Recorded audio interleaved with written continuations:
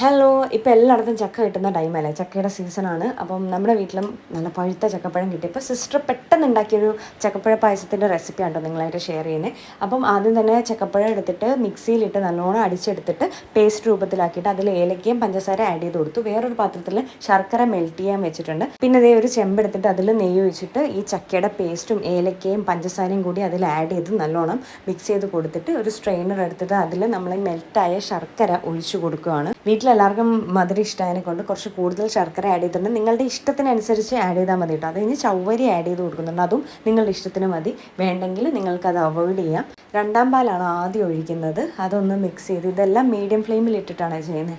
അതൊന്ന് നല്ലോണം മിക്സ് ചെയ്ത് കൊടുത്തു കഴിഞ്ഞതിന് ശേഷം ഒന്നാം പാലിൽ നമ്മൾ ഒഴിച്ചു കൊടുക്കുക. ഒരു 10-15 മിനിറ്റ് അത് അങ്ങനെ തന്നെ ഇരുന്ന് വേവട്ടെ. ആ ടൈമിൽ ചെറിയൊരു പാത്രം എടുത്തിട്ട് നെയ്യ് ഒഴിച്ച് അതിൽ നമ്മുടെ മുന്തിരിങ്ങയും അണ്ടിപ്പരിപ്പും ഒക്കെ റോസ്റ്റ് ചെയ്തെടുക്കുക. അപ്പോൾ അണ്ടിപ്പരിപ്പ് ആ ടൈമിൽ വീട്ടിലില്ലായിരുന്നു, അതുകൊണ്ട് മുന്തിരിങ്ങ മാത്രം ഇട്ട് നമ്മളിപ്പം അഡ്ജസ്റ്റ് ചെയ്തു. എന്നിട്ട് നല്ലോണം മിക്സ് ചെയ്ത് കുറച്ച് നേരം വെച്ച് കഴിയുമ്പോഴത്തേക്ക് പായസം തീരെ കഴിക്കാത്ത ഒരാളാണ് ഞാൻ.